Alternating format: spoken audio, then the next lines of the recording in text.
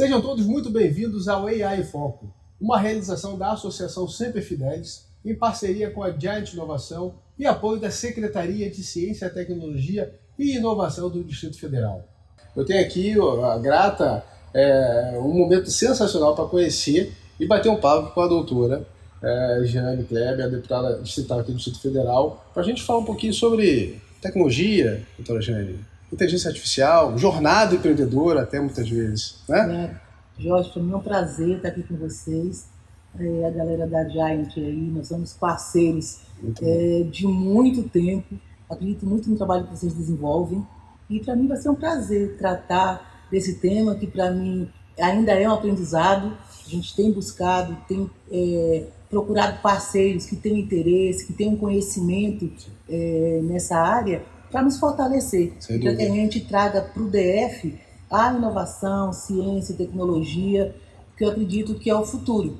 Aliás, não é o futuro, já é nosso presente, né? Já está acontecendo, e o DF não pode ficar aquém, não pode ficar atrás, tem que ser protagonista. Nós somos capital do país e como capital do país precisamos dar o exemplo. Exatamente. Eu acho que nós enfrentamos muitos desafios ainda para conseguir realmente implementar e fazer disso aquela realidade que tem impacto na economia, na vida das pessoas. Nós ainda estamos muito tímidos, muito acanhados com relação a esse assunto. Quando se fala de inovação, inteligência artificial, ciência e tecnologia, as pessoas imaginam que é só o celular. O celular é a nossa muletinha, né? Perfeito. E todo mundo está aqui, nós temos um podcast, não avisa na telinha, celular, né? Mas ele está bem ali. Mas não é só isso, né? A gente sabe que tem muitas aplicações e a gente precisa mostrar a importância disso para as pessoas, é um grande desafio. Inclusive para as autoridades, quem pode fazer o investimento, quem pode fazer as compras, quem pode organizar o setor. Sim. Então, nosso desafio realmente, essa pauta é muito grande. E falar disso ajuda a gente a falar para nós mesmos, né? Para nos ouvir, para a gente saber se está no caminho certo, receber um pouquinho de feedback das pessoas. Então, essa é a nossa oportunidade e eu estou muito feliz e te agradeço muito por estar aqui. Vamos seguir junto nessa jornada aqui, assim, você vai aprender, eu vou aprender, sem dúvida nenhuma, fique ligado com a gente aqui, que vai ser um conteúdo de primeira, né, doutora Jeane? Então, assim, a senhora tem uma vida impressionante, tanto a vida pessoal como a vida pública, né? Conta um pouquinho da sua trajetória pra gente, que eu acho que é muito importante, isso nos estimula a seguir na jornada, né, sem dúvida nenhuma. E por que a senhora escolheu essa veia tecnológica, esse caminho tecnológico, né, para representar a gente na nossa Câmara? Então, eu costumo falar da minha vida, eu vou fazer um resumo bem rápido, porque ela é muito longa, mas eu consigo pontuar ali para as pessoas que não me conhecem poder acompanhar um pouquinho. Eu sou uma garota de periferia, uma mulher periférica, filha de baianos que veio para Brasília na época da Constituição. Todos meus pais são pioneiros. Meu pai abandonou minha mãe logo 2 anos de Brasília e ela ficou no início de Brasília sozinha, ali na área de Sobradinho.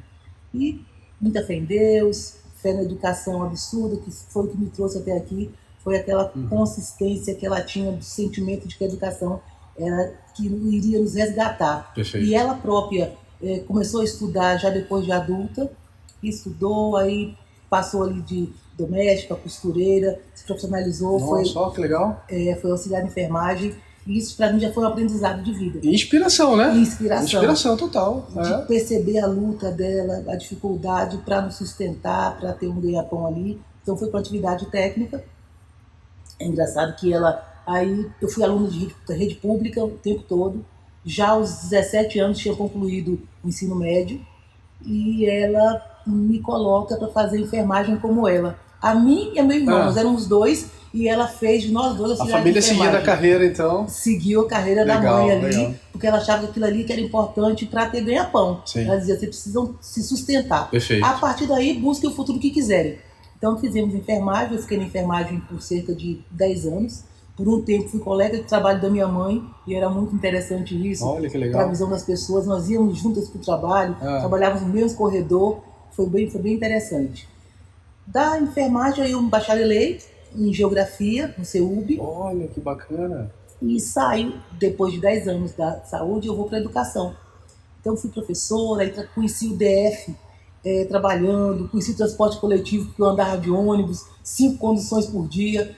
Morava em Sobradinho, trabalhava na Samambaia. Nossa! Imagina, 7h30 da manhã eu tinha que estar lá na Samambaia Literalmente de um canto ao outro. De um canto ao outro, acordava às 5 horas da manhã, pegava 5 conduções, Samambaia, dava aula em Taguatinga e voltava no final do dia para Sobradinho.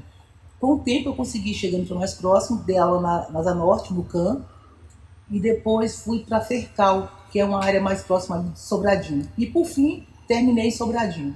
Esse tempo aí de atuação durou pelo menos uns 11 anos. Certo. E no finalzinho, já ali nos últimos 5 anos, eu fui diretora do Simpro. Então eu trabalhei ali como responsável pelo departamento jurídico. Aí eu saio da educação, para o concurso público, e fui para a polícia. Da enfermagem para a educação, para a polícia. E que segurança jornada. Pública. Olha. Então eu passei pelas 3 áreas mais críticas, eu Sem diria, dúvida nenhuma, né, muita bagagem. da política pública, e chão de fábrica ali, podendo ter aproveitado do ponto de vista tanto da gestão, que eu tive a oportunidade, só na saúde, eu só tive do ponto de vista mesmo do trabalhador, mas conheci pediatria, oncologia, politraumatizado do hospital de base, tive a oportunidade de trabalhar lá. Então, quando fala de saúde, eu conheço bem o que é atuação, o trabalho dos médicos, o pessoal da enfermagem.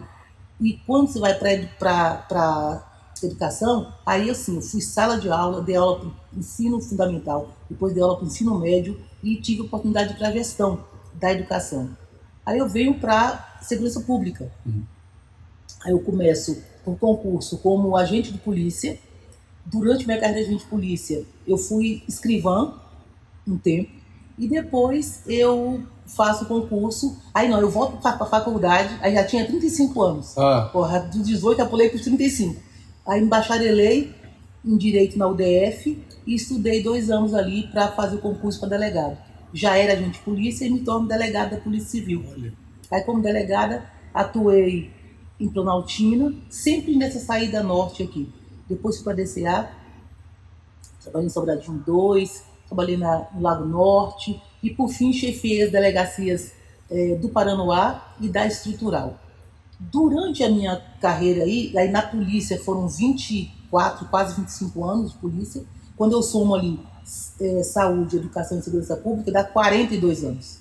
Então eu fiquei 24, 25 anos na Polícia Civil. Durante esse tempo eu tive a oportunidade de ser convidada para alguns cargos executivos. Perfeito. Aí eu tive na Codeplan, em 2010, fui controladora na Codeplan, que agora é Instituto de Pesquisa DF, PDF, né?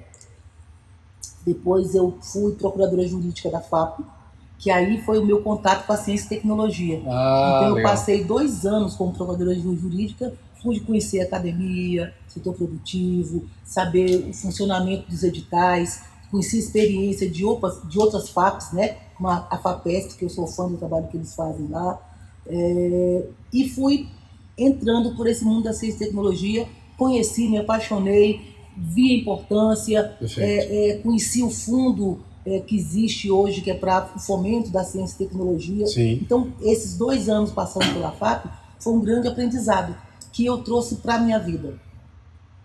Aí eu saio da FAP, fui ser secretária de Estado de Criança, Adolescente e Juventude. Isso já era 2015. Então eu fui secretária de Estado, aí conheci a política da infância e juventude. Quando delegada, já tinha trabalhado na DCA, então eu trabalhei numa ponta, que era onde se fazia apreensão do adolescente que praticava o ato infracional. Certo. Depois a vida dá um monte de volta, né? Eu digo que o mundo não dá volta, capota. No outro momento estou eu, secretária de Estado de Criança e Adolescente e cuidando das unidades de internação. Sim. Então eu fui ver o outro lado, né? Que é da ressocialização, do cuidado com esse adolescente. Mas em todos os lugares que eu passei, é muito impressionante. A pegada de professora eu nunca perdi. Olha, acho que legal. Quando você é professor, você mais aprende do que ensina. Sim. Então aprendi muita coisa. E eu trouxe isso para a realidade, trouxe isso para a minha vida. Contato comunitário, entender a importância da educação e enxergar a educação em todos os processos. Certo. Eu acho que isso é muito importante. Acho que me humanizei, aprendi a gostar desse contato com as pessoas, como professora. Aí eu saio da secretaria quando eu fui secretária de Estado. Sim. E aí eu volto para as delegacias. Aí não saio mais. Aí as delegacias, quando as pessoas vêm me conhecer, eu era chefe de delegacia do Paranoá. Então lá eu fiz um trabalho, aí eu já tinha essa visão da política da mulher, e eu fiz um recorte na minha atuação como delegada de periferia, e era escolha minha. Tive muitas oportunidades de trabalhar no centro, mas eu sempre preferiu lá, né? Periferia ao centro. E lá no Paranoá consegui desenvolver um trabalho comunitário muito interessante ali com as pessoas. Fiz um trabalho contra o feminicídio, foi o que me tornou conhecido do DF. Então o DF me conheceu como delegada do Paranoá, mas eu já tinha uma história no serviço público longevo. E aí esse trabalho da delegacia, eu acho que conquistou as pessoas conseguiram me enxergar e descobriram quem é essa doutora Jane, quem é essa delegada. Mas é uma delegada que já tinha uma história ali. E aí vem... Ai, que história! Nossa, que história, né? Aí eu fui, por fim, aí eu fui exonerada do meu cargo. Na época, e aí é uma escolha dos gestores. Sim. Eu saio. Quando eu saio da delegacia, teve um abaixo-assinado da comunidade, que tinha mais de 17 mil assinaturas. Foi uma coisa bem inédita. Todo mundo queria que eu retornasse. Aí essa saída tem histórias para contar que não dá para contar agora. Mas eu saio e deixei uma marca ali naquela localidade. Fui para a estrutural e vem o processo eleitoral. Vem o convite para ser candidata. E aí fiz um processo ali eleitoral com baixo recurso, bem um pouco dinheiro mesmo, com as pessoas que estavam ali à minha volta, sem muita estrutura. E surpreendentemente, né, quem é Jane Kleber, e surge a doutora Jane, candidata, 19.006 votos, né? Foi uma coisa surpreendente para o mundo da política, porque eu não tinha muito recurso, não tinha um destaque, as pessoas não me conheciam, mas na verdade eu tinha um trabalho comunitário. Tinha um trabalho bem feito, né? Bem feito ali, consistente ao longo de anos. E quando eu chego ao parlamento, aí é o grande desafio, para mim acho que é o maior desafio da minha vida, mas eu acredito que é um somatório de tudo que eu passei. Então, acho que quando eu passei pela saúde, educação e segurança pública, eu estava me preparando para chegar a esse momento. Olha que visão bacana. E aí eu chego aqui com essa vivência e dizendo o seguinte, eu tenho que militar, eu acho que nas áreas de minha atuação, porque fica mais consistente, não é aventura, e são coisas que eu conheço, que eu posso dar palpite, posso opinar, posso ter posição. Eu acho que ter posição, ter firmeza é muito importante. Então, eu consegui dividir meu mandato em alguns eixos, e um deles, eu acho que o maior é a defesa da mulher. Então, eu faço ali a política da não violência, né? De cuidar das mulheres em situação de vulnerabilidade. Então, estou muito atenta. Quando eu penso em área territorial, é a saída norte, porque foi onde eu trabalhei a minha vida inteira, e onde eu moro, onde eu morei, então cuido bem da saída norte, onde eu sou conhecido das pessoas. A ciência e tecnologia, que foi experiência, um resgate da minha experiência da FAP, e lá eu consegui enxergar tantas vantagens quanto os desafios, e aí poder trabalhar em cima daqueles desafios e daquilo que eu entendia como vantagem.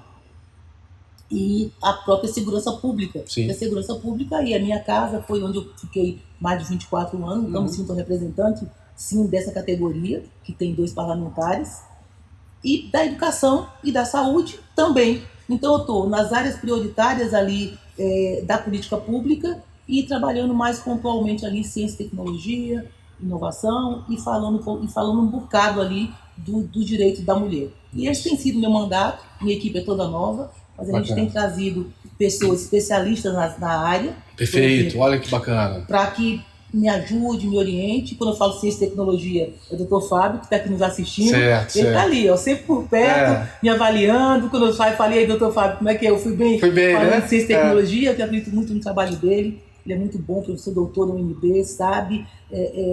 É do meio, eu acho que ter alguém do ecossistema, isso é importante, sem dúvida, melhora o meu diálogo com esses setores, ele me apresenta as pessoas, para dizer que eu não sou uma aventureira, né? Nesse ramo. Então, eu tenho montado uma equipe que está aprendendo junto comigo, nós estamos trilhando aí, e acho que eu fiz um primeiro ano, para primeiro ano de mandato, para primeiro mandato e primeiro ano, eu acho que foi importante, um período de muito aprendizado, mas que tem mostrado o rumo a seguir. Estamos aí no segundo ano e já de forma mais consistente, tendo na nossa cabeça mais delineado como caminhar, e estamos fazendo um mandato aí que tem sido bem avaliado pelas pessoas. Não, eu pessoal, estou feliz. Que história! Assim, eu fico muito feliz de estar participando desse momento aqui. Obrigado, doutor Eugênio, porque eu ouvi da senhora, né? Eu dei aula lá no Paranoá, como eu estava falando um pouquinho antes, e as pessoas falavam, né, da delegada que tinha lá, que cuidava, zelava pela região. Realmente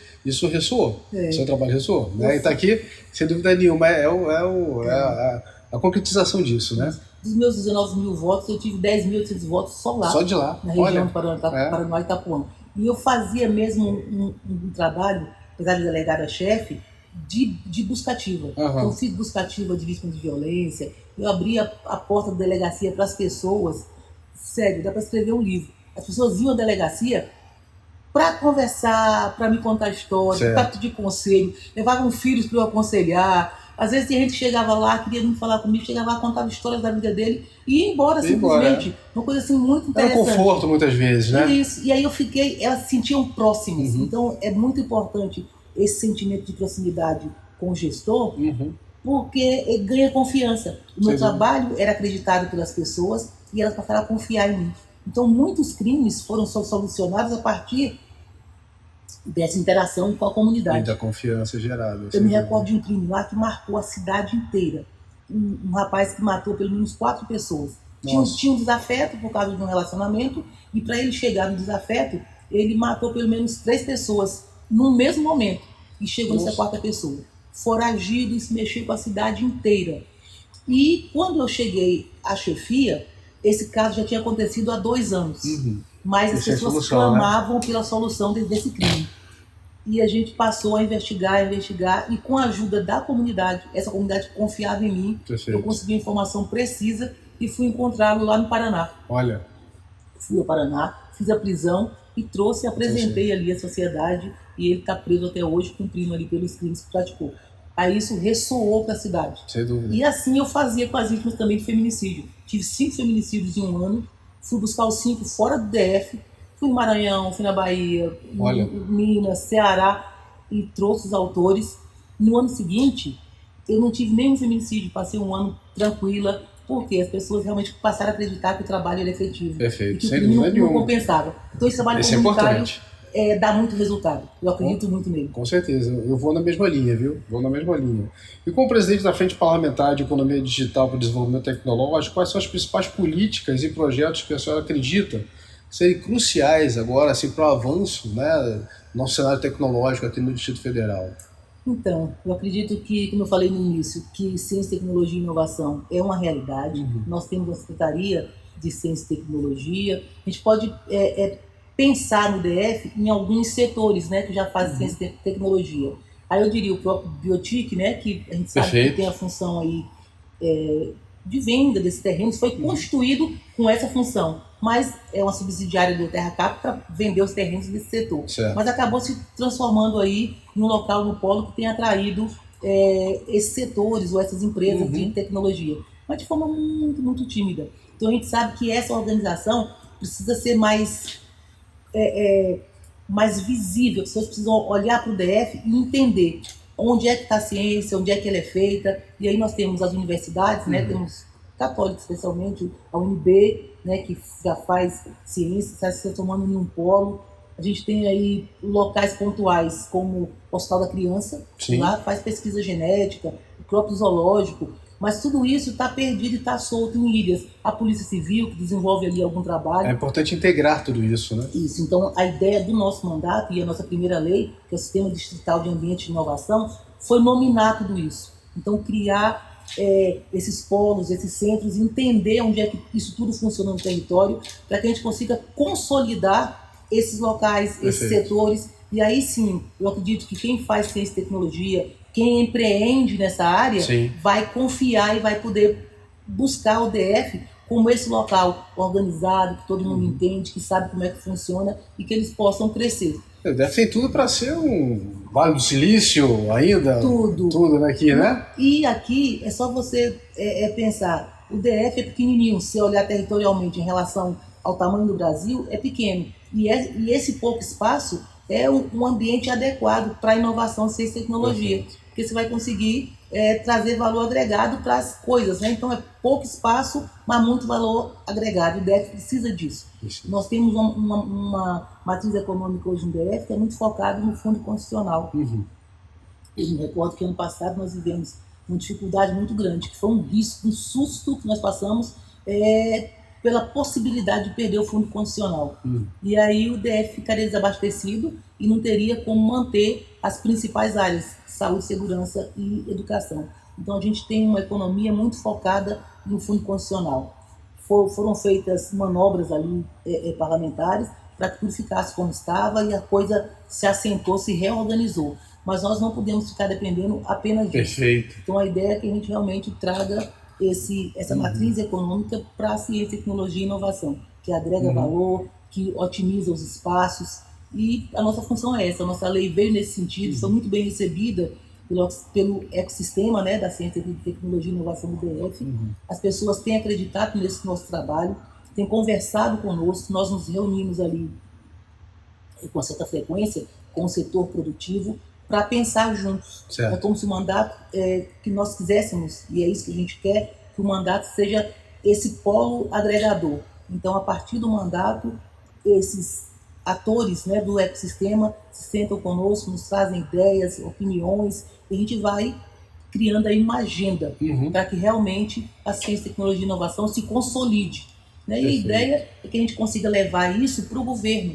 Já tivemos um almoço recentemente, aliás, um jantar, o governador esteve presente e ele ficou muito satisfeito com tudo que ouviu. Sim. E ali, de forma simbólica, né, disse que eu seria representante desse setor, que poderia levar todas as demandas para ele que ele atenderia. Então a gente tem uma abertura muito grande do governador para receber esses insights aí, tudo que está sendo feito, e nós estamos trabalhando com esses setores para consolidar realmente, e nesses próximos 3 anos que ainda restam de mandato, para que a gente possa entregar uma política mais consolidada. Não, com certeza. Assim, parabéns pela iniciativa, né? Acho que começar, de repente alguém já pensou em começar, mas não teve a coragem, a iniciativa de ir lá e realmente começar a fazer, né? E a senhora está fazendo isso aí, isso aqui é importante, né? Começar a plantar, né? Senão a gente não colhe depois. Não colhe, exatamente. Né? E alguém tinha que começar, né? Nós temos muitos exemplos, né, no Brasil afora, de gente que insistiu, e os setores são consolidados e fora do Brasil já se enxerga, né? Você olha para o setor e fala, aqui está se fazendo ciência, tecnologia e inovação.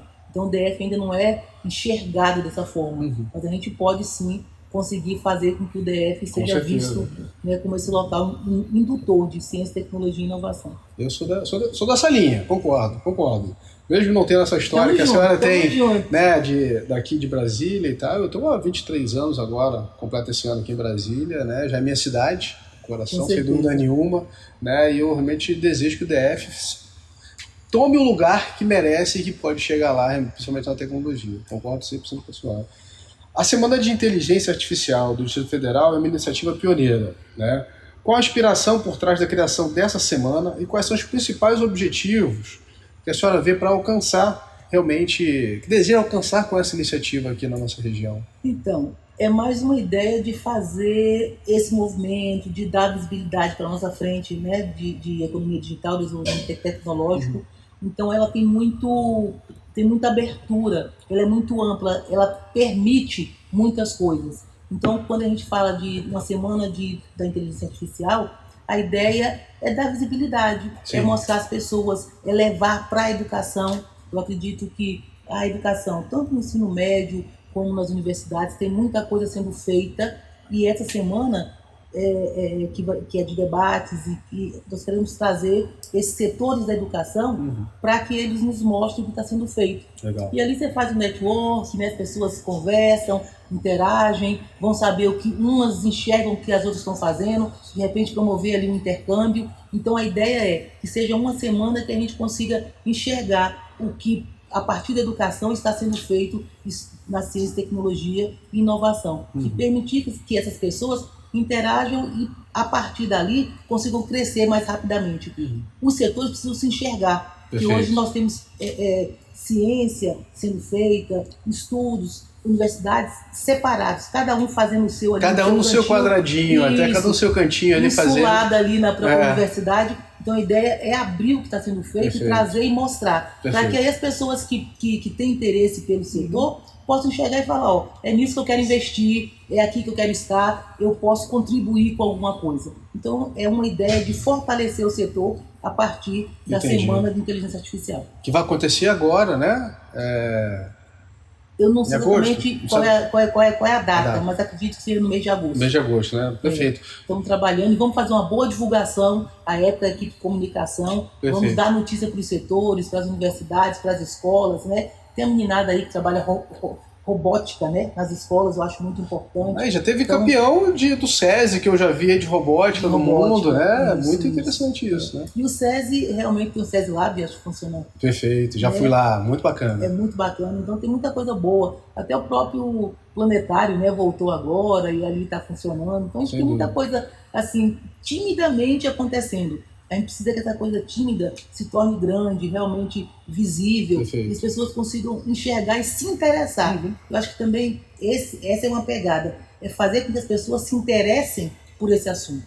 Então, nós temos a pretensão, né? Somos pretensiosos, né? Então a gente está animado e a gente quer que essa semana seja marcante nesse sentido, de dizer, ó, nós queremos dar visibilidade à ciência e tecnologia. Olha, eu arriscaria até dizer, pelo que a senhora falou, de ser uma inclusão de inteligência artificial, né? Assim como tivemos inclusão digital, né? Todo esse cenário aí. Nossa, acho muito bacana. Se a gente conseguir convidar atores ou gente que está fazendo a inteligência artificial, que tem produtos, né, inovadores importantes para mostrar, aí é importante que você traz as pessoas, no início, venham como curiosidade.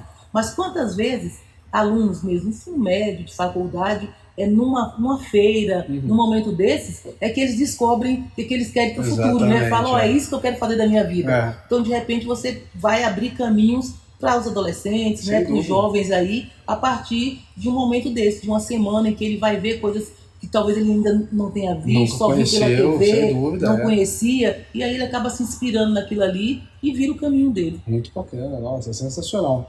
E como é que a senhora enxerga o impacto da inteligência artificial na sociedade? O que a senhora imagina que teremos de mudança? Já presenciamos muita coisa, né? Muita coisa. Deixa eu buscar aí pelo menos as minhas áreas, né? Eu gosto de falar. Educação. Na educação, acho que você consegue aprimorar a educação, facilitar o aprendizado, né? Sim. A partir ali da inteligência artificial. Você consegue dar uma educação mais personalizada a partir disso, porque hoje a dificuldade que nós temos, e aí a experiência minha de sala de aula, você tem uma sala de aula ali com 40 alunos. Então, em regra, você vai dar um ensino na média. Quem está muito abaixo ou quem está muito em cima, infelizmente, acaba ou uns perdem um pouco, ou esse aqui não consegue acompanhar. Mas é impossível você dar uma educação individualizada. Já com a inteligência artificial, acho que é possível individualizar esse aprendizado aí, para que realmente todos consigam chegar ao final em um nível desejado. Então, acho que é bem importante para potencializar o conhecimento dos alunos. Você consegue fazer isso com a inteligência artificial. Eu acho que se você buscar a saúde, por exemplo, então você vai ter diagnósticos mais precisos, diagnósticos muito mais rápidos. Conversando com a doutora Isis, lá do Hospital da Criança, falando que tinha um sequenciador genético que você conseguia... Existem mais de 40 tipos de anemias falciformes. Não existe um tipo só. E com um equipamento, ela falou que você conseguiria identificar qual era o tipo da anemia falciforme e fazer um tratamento individualizado para aquela criança. Até mais rápido até. Então você consegue tratar com mais precisão, tratar melhor. Então trazer a tecnologia, a inteligência artificial, com certeza, isso vai melhorar esses processos da educação e encontrar cura para mais doenças de forma muito mais rápida do que nós conseguimos fazer, né, do nosso jeito só humano, né? Então acho que é usar a tecnologia e melhorar esses processos. E aí você pode usar segurança pública, por exemplo. Sem dúvida. Né? Hoje a gente usa, o exemplo mais comum que a gente consegue ver é através das câmeras, né? Vamos dizer assim, de reconhecimento facial. Isso, no carnaval do ano passado, eu vi uma experiência em Salvador, em que eles conseguiram aquela multidão. Você conhece o Carnaval de Salvador? Ainda não fui. Mas pela televisão, né? Já vi. Milhares de pessoas. Então, a câmera conseguia focar e eles conseguiram encontrar 70 procurados da justiça. Nossa. Só focando o rosto ali no meio daquela multidão. Olha que interessante. Muito. A polícia, se fosse tentar identificar, nunca conseguiria. E com a câmera ali, um software conseguiu fazer essa identificação facial e prender lá muitos criminosos. Então, assim, tem muitas coisas que podem ser feitas a partir disso. Por exemplo, hoje o mundo, eu acho que o crime, as falsidades, de uma maneira em geral. Então, a falsificação é feita a partir da tecnologia, infelizmente. Mas a própria inteligência artificial pode nos ajudar a melhorar esses processos, para evitar essas falsificações. Sim. E aí nós vamos estar ajudando, inclusive, o sistema financeiro, que hoje ele sofre bastante com isso, né? Com relação a essas falsificações. Então, acho que também você consegue utilizar. Então, o agronegócio hoje tem melhorado. O próprio DF, a gente tem visto aí, né, como a produção, você consegue melhorar 5, 6, 8 vezes o que seria feito manualmente, quando você consegue colocar a tecnologia para aperfeiçoar esses sistemas. Então, eu consigo ver melhorias em todos os ramos, né? Em todos os ramos, muitas. Sem dúvida nenhuma. Automação, né? Você pode automatizar os processos mais perigosos, sim, aqueles das fábricas, onde tem mais risco para o homem, né, de lesão. Você coloca ali uma máquina e ela vai conseguir fazer essa substituição humana aí com muito mais eficiência, com rapidez. Sem dúvida. Com o avanço do 5G também, né, que a gente tem agora, e Brasília foi o pioneiro, né, no Brasil, realmente, da tecnologia. E aí melhora a comunicação. Comunicação a gente nem se fala, né, porque quando a gente fala em inteligência artificial, você só lembra da comunicação. Então melhora a comunicação em todos os aspectos. Então tem como melhorar a nossa vida de todas as formas, né? E melhorar processos humanos mesmo, da nossa vida, do nosso dia a dia, a partir da inovação. A gente vai conseguir isso. Não, excelente, excelente. Doutora Jane, assim, vamos caminhar um pouquinho agora para o final, né? Esse papo está sensacional, eu estou aprendendo muito, muito obrigado. E assim, quem está vendo a gente aqui, sem dúvida nenhuma, vai realmente rever, vale a pena ver e rever, né? Esse é o conteúdo que vale a pena ver e rever. E assim, a inteligência artificial, ela realmente já está impactando, como a senhora falou e tal. Como é que a senhora imagina, vamos dar uma amplitude de Brasil, né? O que a senhora imagina que o nosso país, né, pode ter de benefícios em relação à inteligência artificial e um futuro próximo, aí, de repente 5, 10 anos, como é que a senhora vê para o nosso país, o Distrito Federal, junto desse nosso Brasilzão aí, como é que a senhora vê esse impacto todo aí? Eu creio tanto na ciência, tecnologia, inovação, inteligência artificial, que eu ainda sonho ver o mundo dos Jetsons, entendeu? Ah, que legal! eu acho que eu ainda vou estar viva para ver aquilo ali. Mas a gente tem caminhado, porque você começa a acompanhar aí o que está sendo produzido e já tem alguém voando sozinho, né, tá produzindo alguma coisa assim, os drones aí fazendo tudo, né? Os carros já são pilotados automaticamente sem precisar ninguém conduzir. Então a gente está caminhando para esse mundo dos Jetsons aí. Falta só organização. Perfeito. Se a gente conseguir se organizar, trabalhar a questão das patentes, né? Eu acho que tem alguns desafios que a ciência e tecnologia vai trazer desafios, como o desemprego, né?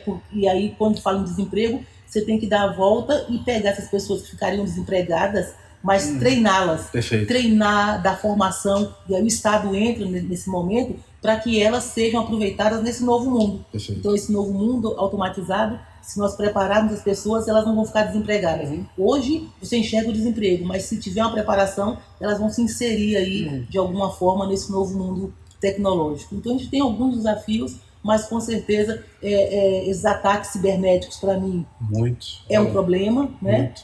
Que hoje, quem estuda muito, aí tem aquela coisa de usar para o bem ou para o mal, né? Então tem muitos que estão se aperfeiçoando para praticar o ataque cibernético. E aí, se do outro lado os processos de segurança não forem aperfeiçoados, aprimorados, não vão ter problemas. Sim. Então a gente, tanto com relação à segurança, tem a parte que melhora, mas a segurança precisa trabalhar mais rapidamente para combater e para conter esses ataques.